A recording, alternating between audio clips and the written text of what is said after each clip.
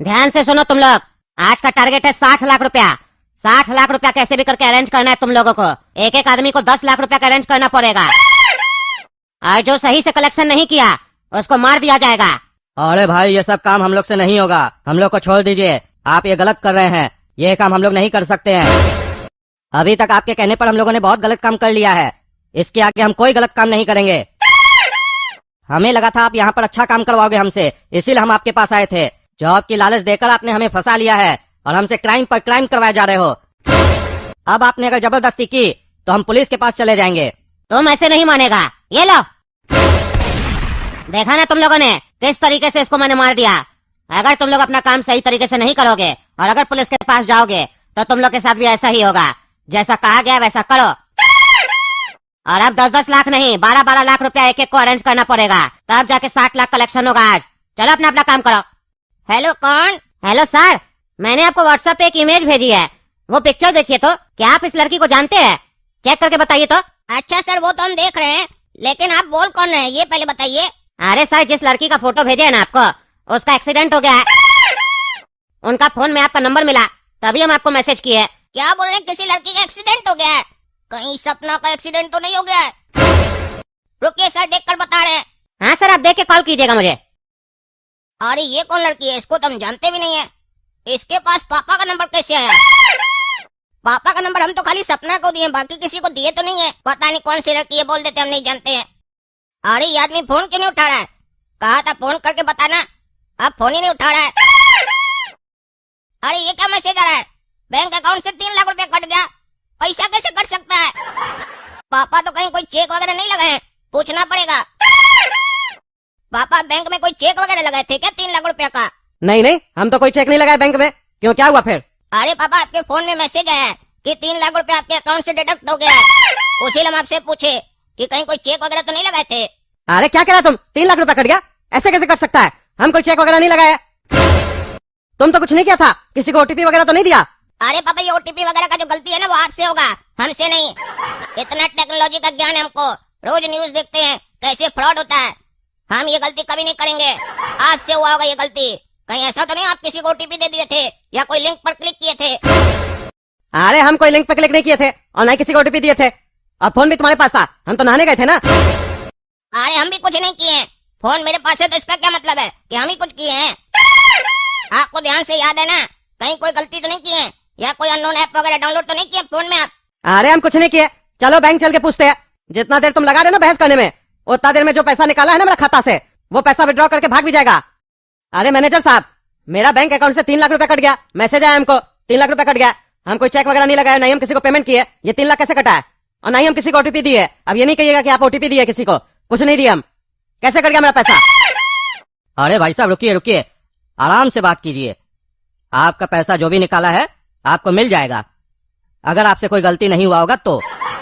पहले ये बताइए, कहीं ऐसा तो नहीं डेबिट कार्ड का सीवीवी नंबर जो होता है वो आप दिए हो किसी को? क्योंकि आजकल ओटीपी वगैरह तो लोग नहीं देता है, कार्ड का डिटेल दे देता है। आप कहीं कार्ड का डिटेल तो किसी को नहीं दिए हैं? अरे हम कुछ नहीं दिए, और अगर कोई कार्ड का डिटेल देता भी है तो भी तो ओटीपी आता पैसा कटते समय। अगर हम कार्ड का डिटेल दिए भी होते तो ओटीपी तो आता ना। कोई ओटीपी नहीं आया और ना ही हम किसी को कार्ड का डिटेल दिए।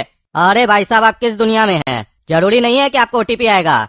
कई ऐसा वेबसाइट है जहां पर कार्ड का डिटेल डाल देने से सीधे पैसा कट जाता है, क्योंकि इंटरनेशनल पेमेंट का जो सेटिंग होता है ना, उसमें ओटीपी कई बार ऑफ होता है। चलिए ये बताइए, कहीं ऐसा तो नहीं कोई आपको कॉल आया हो और फालतू में हेलो हेलो कर रहा हो, आप भी उसके साथ लग गए हो हेलो हेलो करने में, और उतना ही देर में वो कोई सॉफ्टवेयर या कोई चीज आपके फोन में कर दिया वहां से बैठे बैठे? ऐसा कुछ हुआ था क्या कुछ दिन के अंदर? अरे सर, ऐसा कुछ नहीं हुआ था। आज सुबह तक कुछ नहीं हुआ था, हम नहाने गए थे। मेरा बेटा है नहीं काला कद्दू, इसके पास मेरा फोन था, ये भी कह रहा कुछ नहीं हुआ था, अपने आप पैसा निकल गया। अच्छा बेटा, तुम बताओ, ध्यान से याद करके बताना, जब तुम्हारे पास फोन था कहीं कोई ऐसा स्क्रीन पर डिस्प्ले हुआ था मैसेज कि आपका कॉल फॉरवर्ड हुआ है? ऐसा कुछ हुआ था? नहीं नहीं सर, ऐसा कुछ भी नहीं हुआ था। हम भी न्यूज में अवेयरनेस वगैरह का वीडियो देखते हैं। हम कोई गलती नहीं कर सकते सर। हैकर लोग मेरा फोन कभी हैक नहीं कर सकते, हम बहुत तेज हैं सर। मेरा नाम काला कद्दू है। हम 4 टाइम भैंसिया का दूध पीते हैं और मलाई भी खाते हैं और बादाम भी खाते हैं, इसीलिए हमारा दिमाग बहुत शार्प है सर। देखिए भाई साहब, आपका बेटा बहुत शार्प है। 4 टाइम भैंसिया का दूध भी पीता है, मलाई खाता है और बादाम भी खाता है। इससे ऐसा नहीं हो सकता है। आप ही सोच कर बताइए, कहीं कोई आप ही गलती किए हो? अरे चुप रहिए, हमसे ऐसा कोई गलती नहीं हुआ है। मेरा पैसा हमको वापस चाहिए। ये कौन सा नाटक है बैंक का? पैसा जब भी कटता है तो कस्टमर पे आरोप लगा दिया जाता है कि आप ही ओटीपी दिए होंगे, आप ही डिटेल शेयर किए होंगे। हम लोग डिटेल नहीं भी शेयर किए होंगे तो भी अगर बैंक से पैसा कटेगा तो भी हम ही लोग का गलती है। कहीं ऐसा तो नहीं आप ही लोग मिले और पैसा निकालते हैं और कस्टमर पे आरोप लगाते हैं। अरे सर, थोड़ा सोच समझ कर बात कीजिए। आप मैनेजर के सामने इस तरीके से बदतमीजी कीजिएगा तो हम आपके लिए कंप्लेन कर सकते हैं कि आप आरोप लगा रहे हैं मेरे ऊपर। अरे चुप रहिए आप, पैसा निकलेगा तो आदमी आरोप तो लगाएगा ना, जैसे आप लगा रहे। आप अपना ओटीपी बता दिए होंगे, ये बता दिए होंगे, हम जब नहीं बताए। और ऐसा मत सोचिए कि हमको नहीं पता है, कई सारा न्यूज में हम सुने हैं और देखे भी है टीवी में कि बैंक का कर्मचारी लोग मिला रहता है, कस्टमर का डिटेल देता है, 1 और 2 रुपए में बांटता है। अरे सर, ये सब फालतू बात करने का भी समय नहीं है। आप कंप्लेन लिखवा दिए ना, अब हम चेक करवाते हैं कि आपका पैसा क्यों कटा है। आपकी गलती से कटा है कि बैंक की गलती से कटा है? आप जाइए घर, आराम से जाइए। अगर बैंक का गलती होगा तो आपको आपका पैसा मिल जाएगा, आपका गलती होगा तो नहीं मिलेगा। हेलो, कौन बोल रहा है जी? हेलो सर, आपको व्हाट्सएप पे एक इमेज भेजे है, वो पिक्चर खोल के देखिए तो ये जो बुजुर्ग आंटी है आपकी कोई रिश्तेदार है क्या? क्या है भाई, तुम कौन बोल रहे हो? अरे सर, यहाँ पे एक बुजुर्ग आंटी है रेलवे स्टेशन के बगल में, वो हमसे पूछ रही है टकला नेताजी का घर कहाँ है। हम खो गए, मेरे पास एड्रेस नहीं है उसका, इसीलिए हम आपको कॉल किए। पिक्चर में देख के बताइए ना, बुजुर्ग आंटी आपकी जान पहचान की है क्या? अगर जान पहचान की होगी तो आके ले जाइए, आंटी बेचारी घूम रही है इधर उधर। अरे हाँ, हम अभी देख रहे हैं, रुको तुम। अरे सर, चेक करके कॉल कीजिएगा। अच्छा ठीक है, ठीक है। अरे ये कौन बढ़िया है, इसको थोड़ी ना हम जानते हैं, अभी फोन करके उसको बोलते हैं, हम नहीं जानते इसको। अरे यार, फोन नहीं उठा रहा, कैसा आदमी है? सामने से फोन किया, बोला चेक करके बताओ, और चेक करके कॉल करे तो कॉल नहीं उठा रहा। रहने तो अपने कॉल करेगा। अरे ये क्या मैसेज आ रहा है? मेरा बैंक अकाउंट से 70 लाख रुपए उड़ गया। क्या मजाक चल रहा है? ये 70 लाख रुपए कहाँ से उड़ गया मेरा? हम तो किसी को ओटीपी वगैरह भी नहीं दिए, अभी जाते हैं बैंक पता करते हैं क्या चल रहा है, कैसे पैसा निकला मेरा। अरे मैनेजर, क्या नौटंकी चल रहा है? ये मेरा 70 लाख रुपया बैंक खाता से कट गया, क्या नौटंकी चल रहा है? हम किसी को ओटीपी वगैरह नहीं दिए और नहीं हम पेमेंट किए, मेरा पैसा वापस करो। क्या कह रहा टकला, तुम्हारा भी 70 लाख रुपया कट गया, मेरा भी 3 लाख रुपया कट गया। जरूर ये मैनेजर लोग मिला हुआ है, पैसा निकाल रहा है।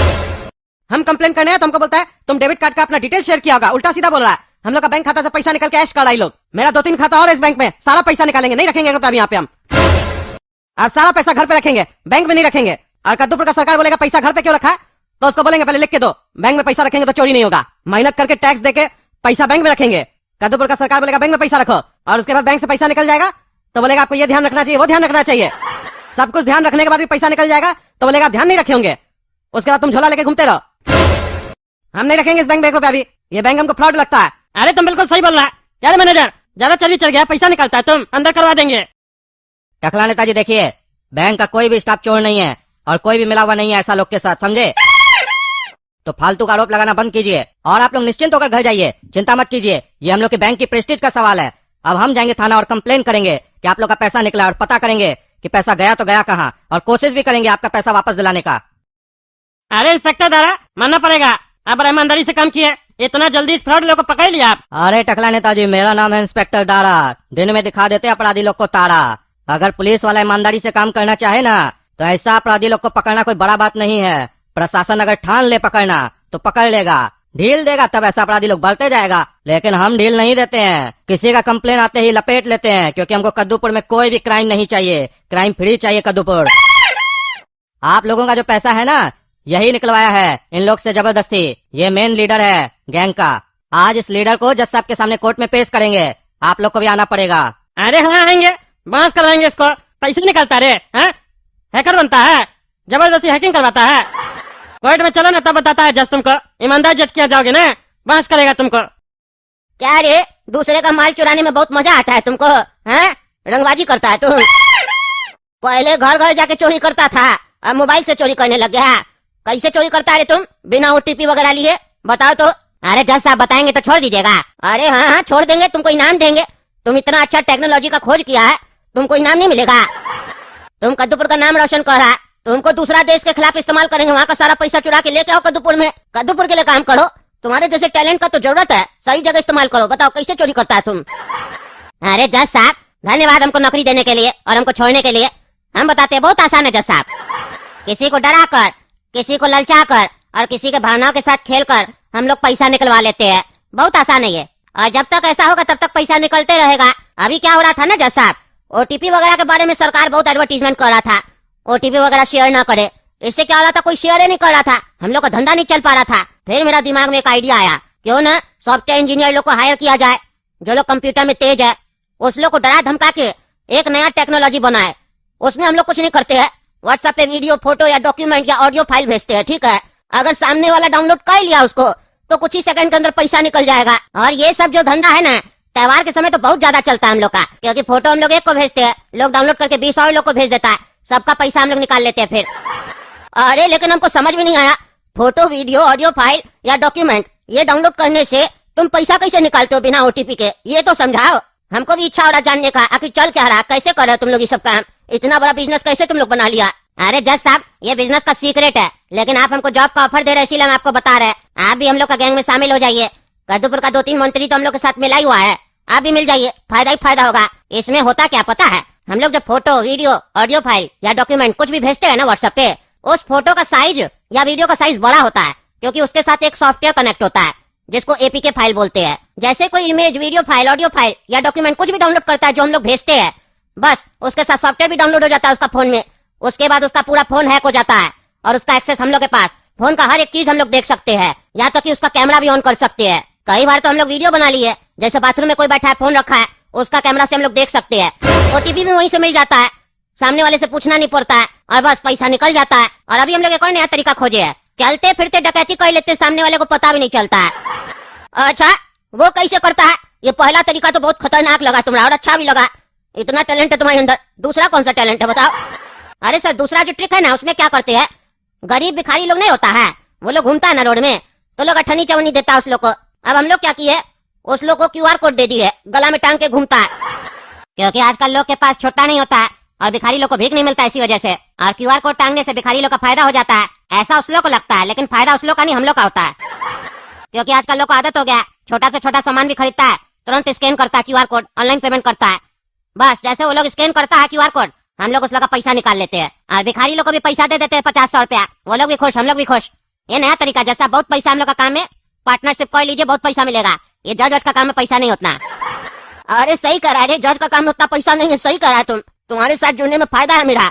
अच्छा एक चीज बताओ, वो जो व्हाट्सएप वाला तुम कह रहा था, तो इस व्हाट्सएप स्कैम से लोग बच कैसे सकता है ये भी बताओ। अरे सर बहुत आसान है, अनजान नंबर से कोई भी वीडियो, फोटो, इमेज, डॉक्यूमेंट कुछ भी है, उसको डाउनलोड नहीं करना है। व्हाट्सएप का सेटिंग में जाके ऑटो डाउनलोड को बंद कर देना है। ऐसा नहीं, अपने आप ही डाउनलोड हो रहा है, आपका वाईफाई वगैरह से कनेक्ट है, सबको ऑफ कर दीजिए। और हो सके तो बैंक खाता में जो नंबर दिया हुआ है उससे कोई सोशल मीडिया क्रिएट ही ना करे, व्हाट्सएप वगैरह कुछ भी ना करे। उस नंबर को सिर्फ बैंक का यूज में लाए, किसी अननोन आदमी को नंबर दे ही ना, सबसे आसान तरीका है। और अगर सरकार इसको रोकना चाहे तो कैसे रोकेगी फिर? अरे सर बहुत आसान है, अगर सरकार रोकना चाहे तो क्यों नहीं रोक सकती है। अगर वो 24 घंटा का लिमिट लगा दे, एक अकाउंट से दूसरा अकाउंट में पैसा ट्रांसफर होने के बाद 24 घंटा तक पैसा विड्रॉ नहीं हो सकता है, वो वहीं पे होल्ड रहेगा, तो पैसा अपने आप पकड़ा जाएगा। अगर हैक भी कर लिया तो पैसा वापस आ जाएगा। बहुत अच्छा इसका सॉल्यूशन है, सरकार चाहेगा तो कर सकता है, नहीं करता उसका फायदा उठा लेते हम लोग, और जब तक करेगा तब तक तो पैसा कमा लेंगे ना। अच्छा ये तो तुम सही बोला, सरकार अगर 24 घंटा तक होल्ड पे कर दे तो पैसा वापस आ सकता है, लेकिन अगर किसी को इमरजेंसी हो तो, उसको सही में पैसा निकालना हो तो, हैकिंग नहीं हुआ तो? अरे सर इसका भी आसान तरीका है, पैसा निकलने से पहले जो पार्टी उसको पैसा भेजा है उसको बैंक कॉल करेगी और कंफर्म करेगी कि क्या आप सही में उसको पैसा ट्रांसफर किए हैं। वो अगर कंफर्म करेगा तो पैसा निकलेगा, और जो निकालने आया है उसको अपना आईडी प्रूफ ये सब कुछ देना पड़ेगा, डॉक्यूमेंट साइन करना पड़ेगा, तभी वो विड्रॉ कर सकता है। सरकार चाहे तो कुछ भी कर सकता है सर, लेकिन जब तक नहीं करा तब तक तो फायदा उठा रहे हैं ना, ये बताइएगा नहीं सरकार को, नहीं तो सरकार इस पे नियम बना देगा ऐसा, फिर हम लोग चोरी कैसे करेंगे? तो बताइए जैसा हाथ मिलाने के लिए तैयार है, हम लोग बड़ा स्कैम कर सकते हैं मिलके। देखो बेटा, तुमसे बात करके हमको नॉलेज तो बहुत मिला, पहला केस है मेरा जिसमें हमको जानकारी मिला, लेकिन हम तुमसे हाथ नहीं मिलाएंगे, क्योंकि क्रिमिनल लोग से हम हाथ नहीं मिलाते, उस लोग का हाथ तोड़ देते हैं। अब देखो हम तुमको सजा सुनाने जा रहे हैं, मेरा सजा ध्यान से सुनो। तुम्हारा दिमाग बहुत चलता है ना, तुम ये जो काम करते हो अपना दिमाग से करते हो और अपना हाथ से करते हो। ये कोर्ट आदेश देती है कि इसका पहले हाथ तोड़ दिया जाए और इसको दिमागी रूप से पागल कर दिया जाए। ये लोग को भिखारी बनाता है ना पैसा निकाल के, हम भी आदेश देते हैं कि इसको भिखारी बना के सिग्नल पे बैठाया जाए पागल करके, तब इसको समझ में आएगा कि ईमानदार जज किसी को नहीं छोड़ता है, जो भी क्राइम करता है उसको परफेक्ट सजा देता है। देखा ना दोस्तों कैसे ये क्राइम कर रहा था। आप लोग भी सतर्क हो जाइए, जो जो चीज बताया उसको फॉलो कर लीजिए, नहीं तो पैसा निकल गया तो। और बताइए कमेंट करके क्या हम सही सजा सुनाए हैं इसको कि गलत सुनाए हैं। और तब तक के लिए वीडियो अच्छा लगा तो वीडियो लाइक कीजिए, ज्यादा से ज्यादा शेयर कीजिए और कमेंट कीजिए और चैनल सब्सक्राइब कीजिए। मिलते हैं अगला वीडियो में, धन्यवाद।